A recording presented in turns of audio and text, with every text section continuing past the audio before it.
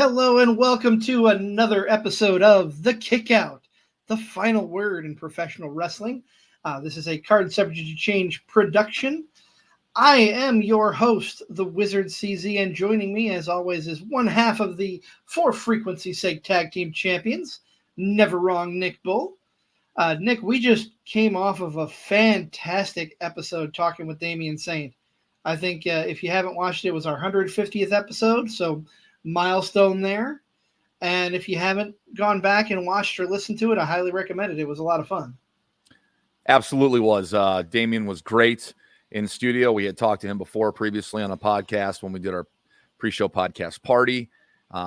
Said that night we want to get him in a long-form interview, get him in the studio and pick his brain, and he did not disappoint. Had a great discussion with him, and his discussion kind of spawned what this show is going to be. So, yes, CZ, what do you want to talk about? I think we need to talk. We talked a lot about rivalries with Damien Saint. We talked about Edge and John Cena, of course, his big rivalry with Jared Thumb here on the Iowa independent scene. But I think we need to talk about rivalries. And Nick, I'm gonna let you have the table first. Let you have the microphone first on this one.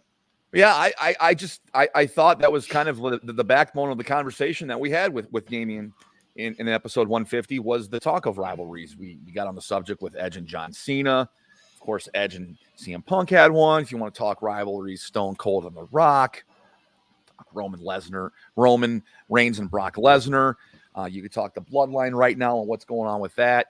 You could talk about Cody and finishing his story and all the battles he faced. But yeah, I guess I want to ask you, when you hear rivalry, what comes to mind in your head? What's the rivalry that sticks out to you that you always, dog ear and go back to and watch matches of? What's that rivalry that you like? So I've got a couple that come to mind, and one of them is going to be recency bias. We'll get to that in a minute. Mm-hmm. But the big one, me being the Shawn Michaels fan that I am, one of the biggest rivalries I always go back to has to be Bret and Shawn. Oh, for sure. For sure. That huge Iron Man match at Mania, the screw job and the controversy surrounding that, and the animosity they had in real life for each other after what happened in Montreal. Only making amends once Bret decided it was time to make amends with WWE, coming back and bridging the gap with McMahon, bridging the gap with Shawn Michaels. Nick, I want to sidebar that a little bit here. I'm kind of surprised that Bret did bridge that gap, did build that bridge back up, because he still holds a grudge with one Bill Goldberg. Yeah, I don't know if that will ever get fixed, but I think with Shawn Michaels and Bret Hart, it was such a wonderful, magical thing. You've got undoubtedly the greatest in-ring performer of all time with Shawn Michaels. You've got undoubtedly the best pro wrestler of all time in ring with Bret Hart. Yes. Contrasting styles: Hart, quiet and reserved, more old school, mat-based. Shawn Michaels, loud, boisterous, high flyer, flamboyant. Styles make fights, and those guys had a great rivalry. And in the discussion we had with Damien Saint, rivalries, I think, really take off when you blur the lines. And the lines were definitely blurred there between Bret and Shawn. They really did not like each other. It was a known fact they didn't like each other. And it all came to a boiling head at Survivor Series 97, the infamous Montreal screw job. That was real. Everything that happened that night was real. That was not the predetermined outcome. So many things surrounded that match and that rivalry that made it take off, that made it red hot, that made it can't miss, that made it that we're still talking about it here in 2024. Yes. Bret and Shawn, definitely one of those rivalries that cannot be forgotten. And they had some other great matches beforehand. I believe they were in the first ladder match in WWF history. Bret and Shawn were. It was for the Intercontinental title. This was before the famous ladder matches that Shawn Michaels and Razor Ramon / Scott Hall had.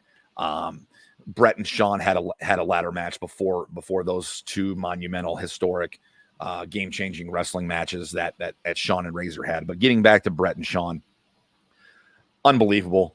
They had the rivalry maybe started even as early as the tag team days when the Hart Foundation and the Rockers and the Rockers won the titles from the Hart Foundation, but the rope came loose on a Saturday night's main event, and the decision was reversed. So it kind of got started early, and it continued to be a great rivalry. We got some great payoff matches with it, and regrettably, it ended in Montreal in '97. That was the last of Brett in the WWF as an active wrestler per se, and but we have that rivalry to hang our hat on to go back and watch, an excellent rivalry. Oh, I completely agree. One of the best out there. I mentioned recency bias. Mm-hmm. And I want to, this comes to mind because of recent events, but I can't talk about rivalries and not mention your boy Nigel McGuinness and Bryan Danielson, who, for all intents and purposes, ended their rivalry last week on Dynamite. Unbelievable. You had told me at the beginning of 2024 we would get another Danielson McGuinness match, I wouldn't have believed you. And to finally have gotten it, kind of on Bryan Danielson's farewell tour, so to speak, in the AEW, his next loss, he retires. I, as a big self-admitted Nigel McGuinness mark, he's my favorite Ring of Honor wrestler of all time. To see him come back, obviously he came back at AEW's All In at Wembley in the Gauntlet match, and that was good enough for me. Like, I thought that was great. And if I never seen him in the ring again, I was happy that I got to see him. But to see him engage in promos with Danielson, build this match for Grand Slam, have this match after, 13 or 14 years? 13 he or looked 14, amazing. yeah. He looked amazing. He looked like he didn't have any ring rust. And I know who you're in there with is a big deal in the overall product. Danielson's an absolute pro. And I think we can also say that Nigel McGuinness is an absolute pro. Yes. And what a match they had to kick off Dynamite at Dynamite Grand Slam. A great bow to tie and put on top of the package that is their rivalry. They had a very renowned rivalry all throughout Ring of Honor. You want to go back and watch it, there is a YouTube link. I think it's like 11 hours long of all their stuff. It's worth watching. There's some great stuff there. I need to pull out. I got the box of ROH DVDs here sitting behind me. I'm sure I could cue that up too, but go do yourself a favor and watch some Bryan Danielson and watch Nigel McGuinness at Rivalry. Unbelievable. Great stuff. Great stuff from two top tier wrestlers. Absolutely. Now, Nick, I brought up a couple. What comes to your mind when you think of rivalries? I got to go back,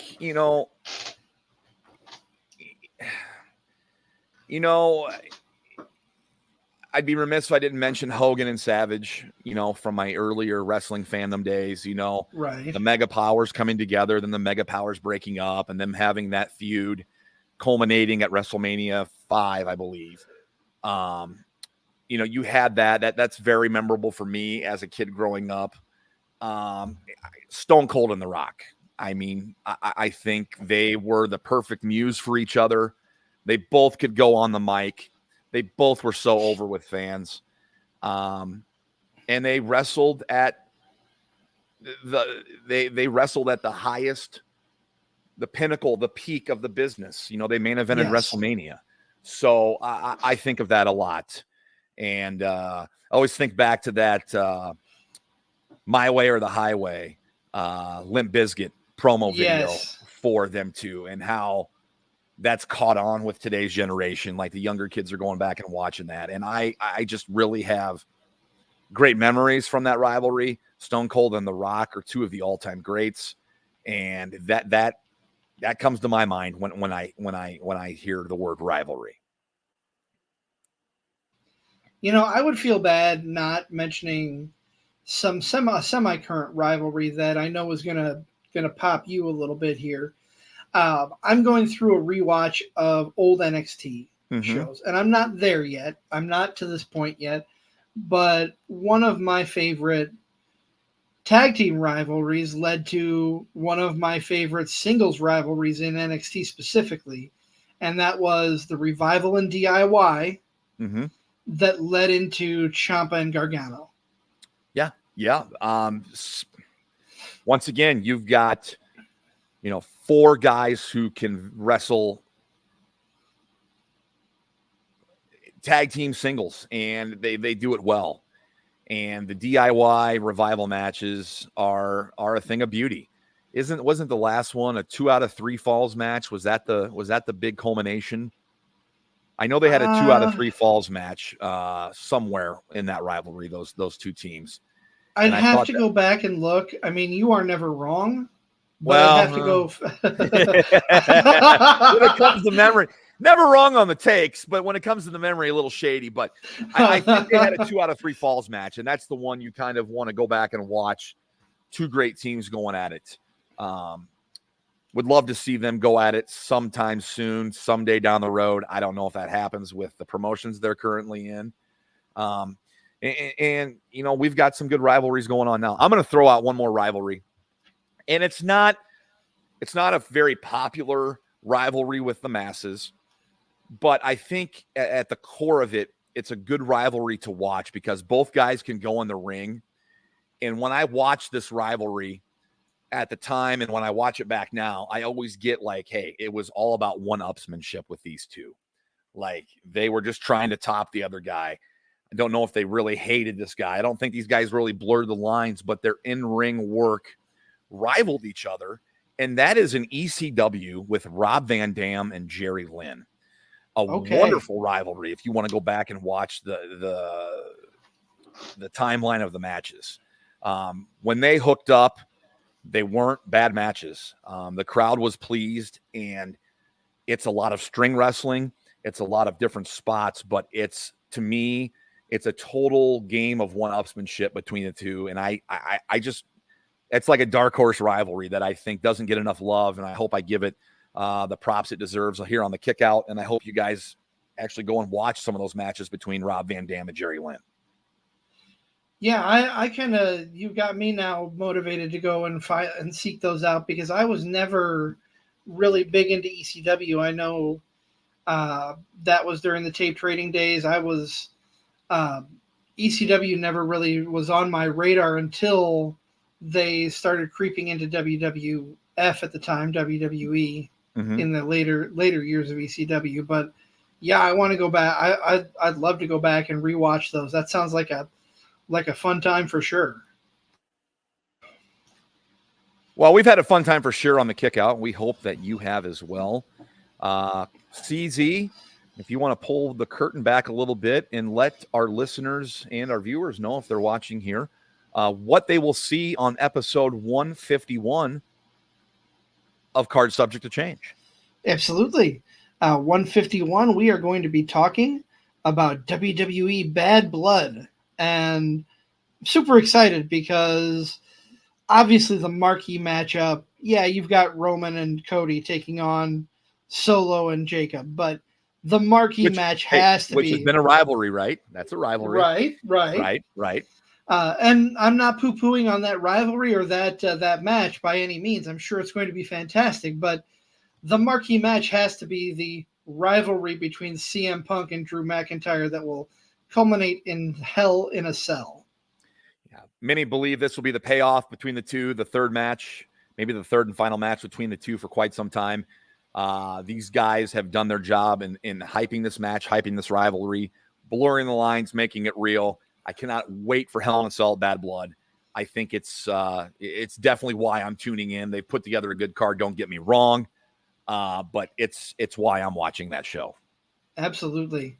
And Nick, I want to go a little bit further into the future. We're talking about Hell in a Cell. We need to talk about cage matches a little bit. Oh, for sure. Because as this hits the airwaves, it'll be a week and a half. We've been announcing for the last couple of weeks our guests for the second Absolute Pro pre-show podcast party.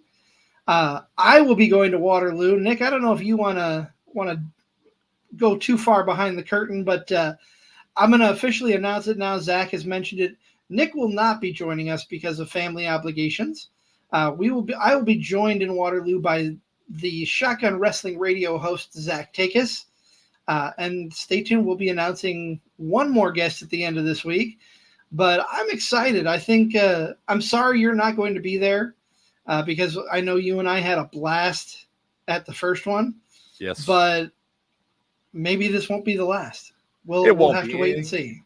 And the show's in good hands. Zach Takis is top-notch person. He's been doing this podcasting thing for a lot longer than us with Shotgun Wrestling Radio. So props to him for stepping in. I have a family obligation. My oldest is going on a college visit. Need to be there for that.